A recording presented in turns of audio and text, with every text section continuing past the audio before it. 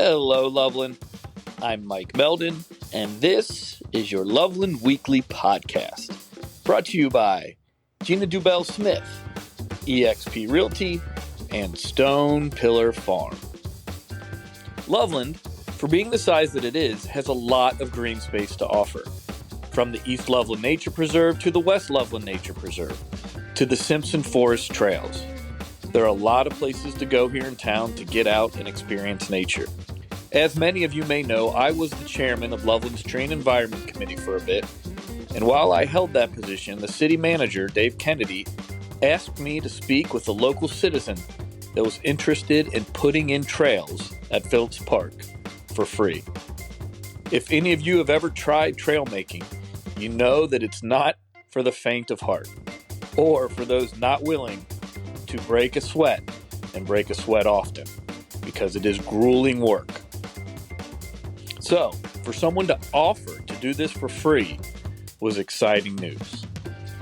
I met with Mr. Jim Daumeyer at Phillips Park, and he explained to me his ideas of creating a mile loop trail at the back of Phillips Park, where it lines Fallis Road, and then eventually connecting that trail with the already popular Simpson Forest Trail. Jim has been working on this trail for a bit now, and we are coming to its conclusion this spring. It will be ready for you and your family and your dogs to walk on very soon. We are very lucky to have people like Jim here in town, and so I thought it would be great if you all could hear from him and let him explain the work he's done and some of his ideas for future trails here in town. Today is Monday, January 22nd, 2024. And even though I know she's not listening, happy birthday, Mom.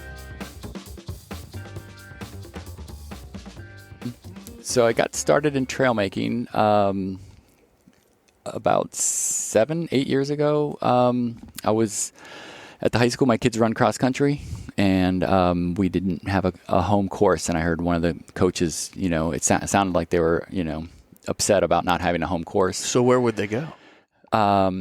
So cross country, you go to other schools all the time and just run at other schools. So it's like a track event, but instead of running on their track, so they couldn't have any events here at Loveland. Yeah, gotcha. They used to have a course here, and then people stopped using. They stopped running it. So I was like, oh well, if you guys are looking to have a home cross country course, I'm like, we should probably build a home cross country course. And so I started looking at all kinds of properties.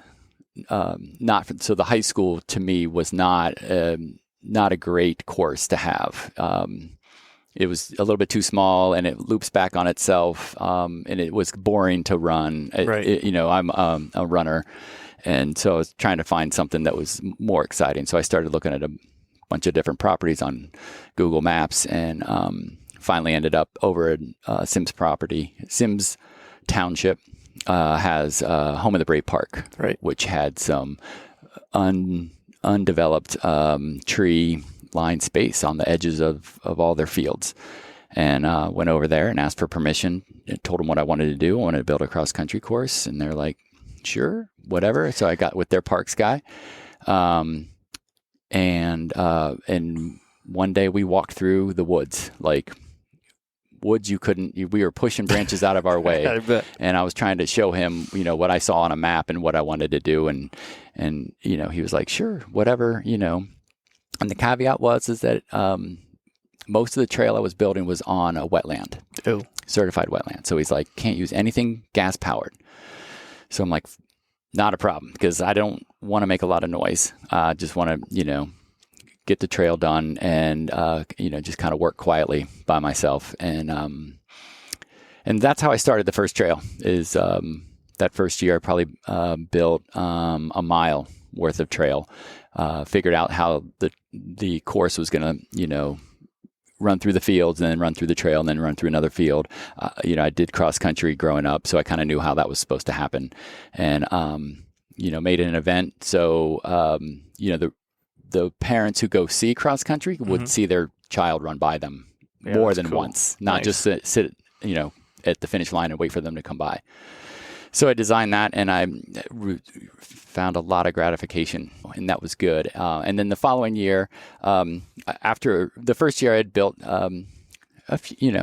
a mile worth of trails, and then I was talking to the parks guy, and he's like, "Yeah, I'm surprised you didn't, put something through here."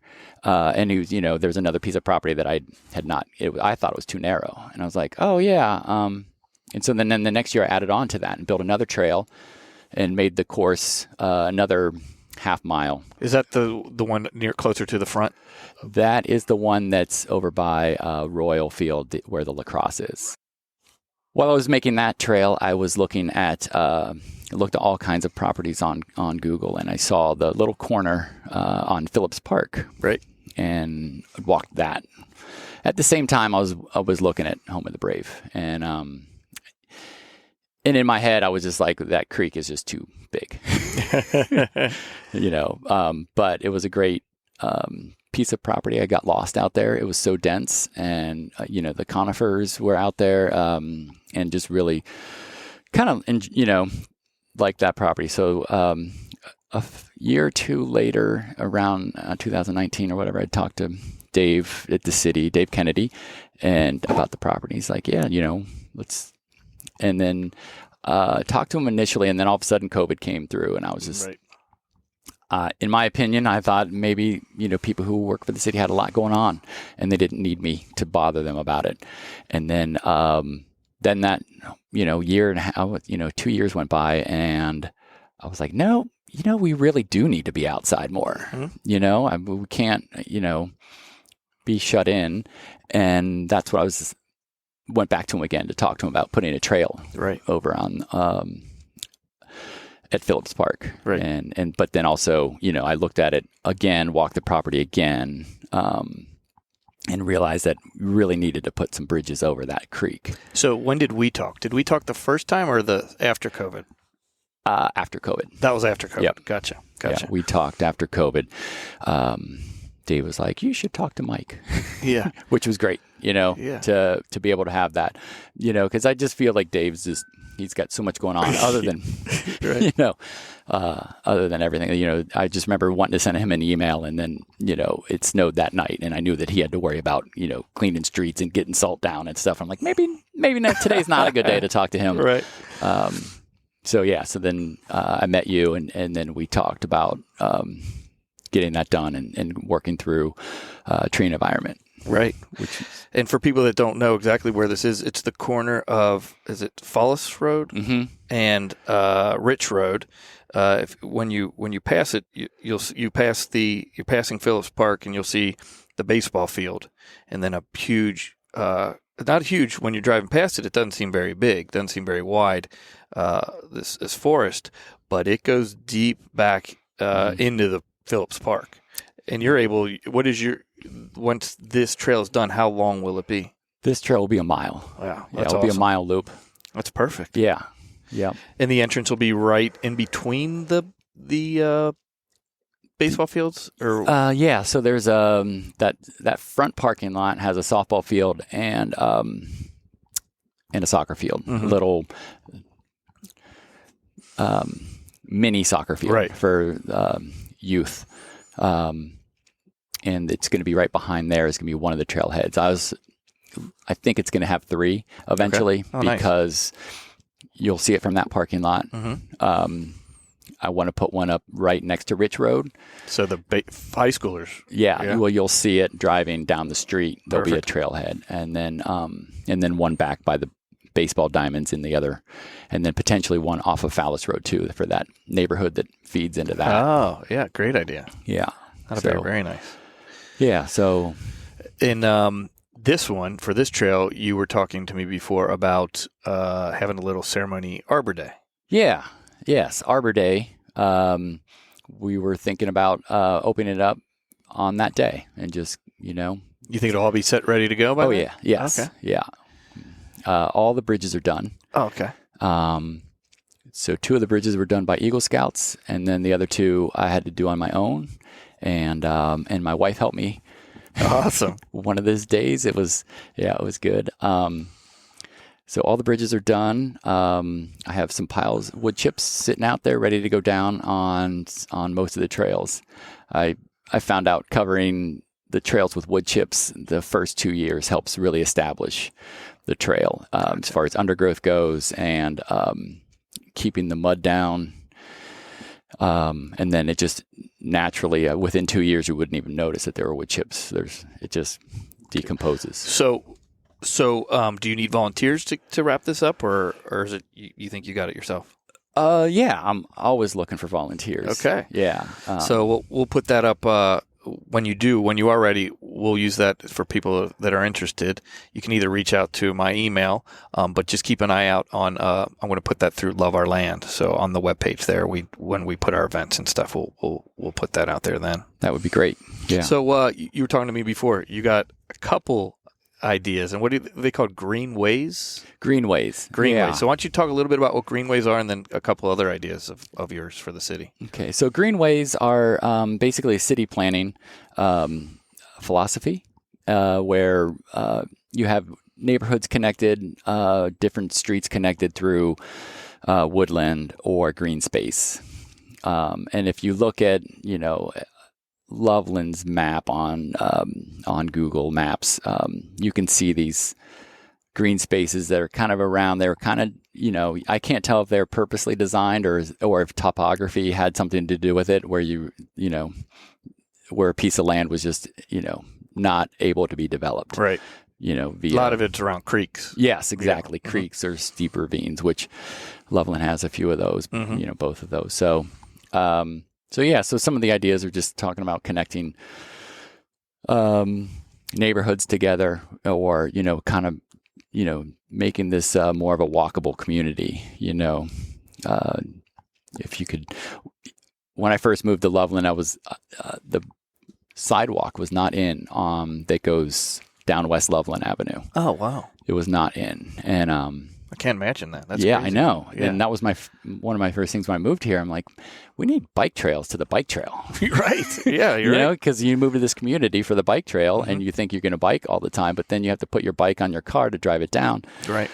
Creates this, parking and an environmental thing that you didn't really want to do. So fortunately, I brought this up to somebody at City Council, and they're like, "We're actually going to do that next year." I'm like, "Oh, okay, awesome, perfect, check." Yes, yeah. So anyway, so there's the sidewalk that goes all the way downhill. So this would be kind of branching off that, but it'd be more through natural environments and different pieces of property that Loveland owns. And yeah, there was one that a resident up in the Heights brought to, when I was on Tree and Environment, they brought it to our attention. And I think it's always been called Tomahawk Trail, but it's overgrown. I don't think it does. I haven't been on it. Does it exist now? But you were talking about taking that on as another project. Yes. Yeah. So I'm looking at, I think in the fall, I'm going to start to develop Tomahawk Trail again. I just walked it in December, and it's just, there's no trail at all that I could discover. That's what I was wondering. I'm sure honeysuckle and everything just, it's gone. So we're going to develop a trail there, and I think it gets a bridge. There's a creek in there. And that would lead those people right down. Did you say Kroger? So that Tomahawk Trail would just be a loop. Oh, okay. Just a half mile Take loop. your dogs out, take for a walk. Okay, gotcha. Yeah. What was the one you were talking about that might go down to Kroger? So across the street from Tomahawk Trail there's a street called Bellwood, and Bellwood has a few green spaces that go from there all the way down to for behind Kroger's. That'd be nice. Yeah. But yeah, so talking about, potentially putting trails that go from there all the way down behind Kroger's. And then there's another one that goes maybe behind the post office. And then if those could connect, that would be great. That'd be phenomenal. Especially now they're doing, I know the big focus of the city is that part of Loveland, Madeira. We focus so much on the historical downtown, and that's saturated, and everybody's going there. They want to make Loveland, Madeira a destination too. The whole Loveland, Madeira corridor. in the neighborhood I'm in, I look forward to getting my dog out to walk my dog around, so it's similar thing. Just like, oh, now I can walk and go shopping, or right, walk down and go out to eat, right, pick something up and walk back up. And, that way you kind of get your feet moving. And one thing we didn't talk about is Simpson Forest Trail. We talked a little bit offline about it, but that's an amazing trail. Right now, it's not. It's a nice trail to go on. It's not where it needs to be.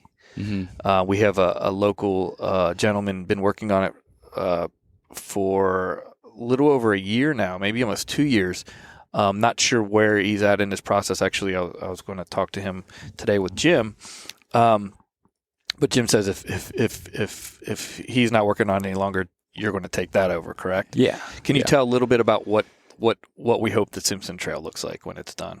So what changes need to be made? Simpson Trail so far it's a great little trail. I love walking it in the winter. Right now, all the leaves are down. You can see all the way, to the other side of Claremont County, basically from, it's in Hamilton, but, and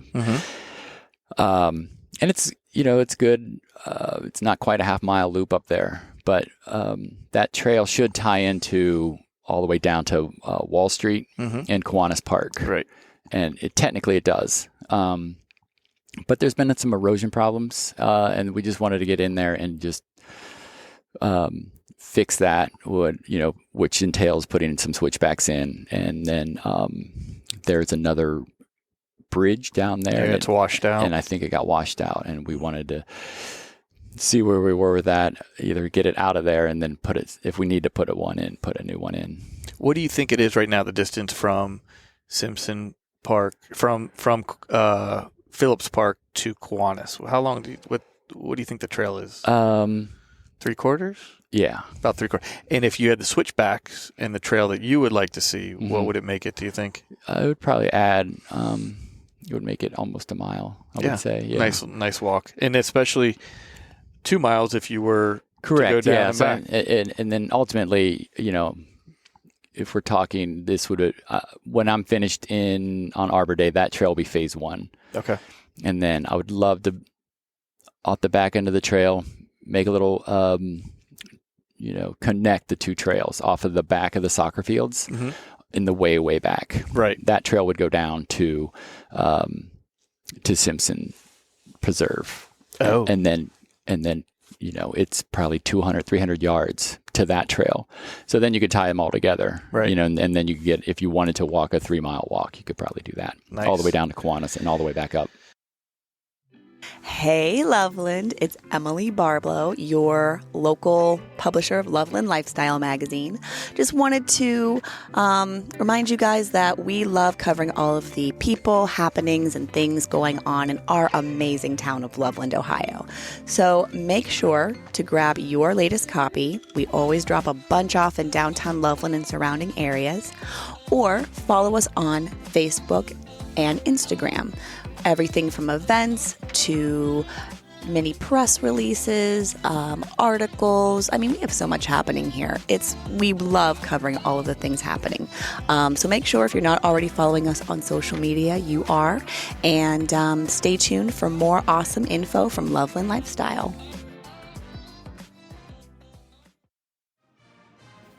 Hello, it's Elise Knapschafer back with another Loveland High School Weekly Update.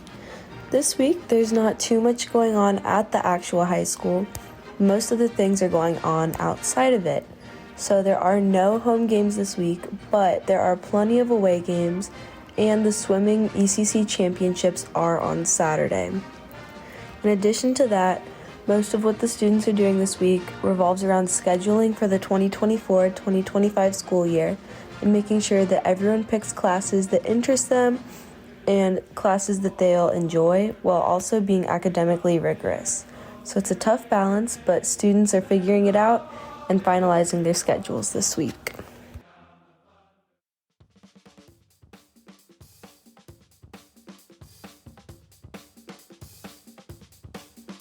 Some of you may or may not realize that I run a nonprofit here in town called Love Our Land. And we recently released a children's book called Josie and Doug, The Magic of Native Plants.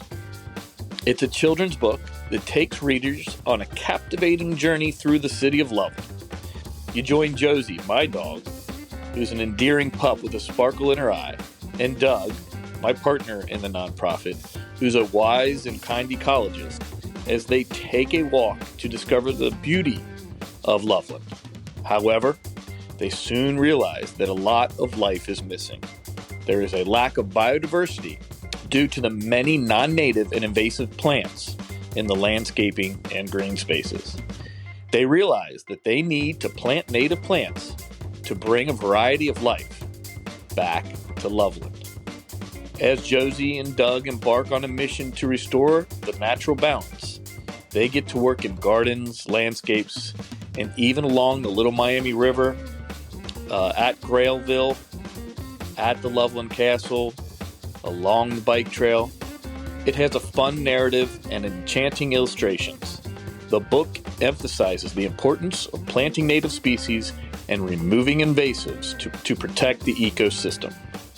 Readers witness the transformation of Loveland from a town lacking biodiversity to a vibrant, thriving community, thanks to the efforts of Josie and Doug and their friends. We are happy to announce that you can purchase this book locally at Bike Trail Books here in Loveland, right above Hometown Cafe on the bike trail. It will be there very soon.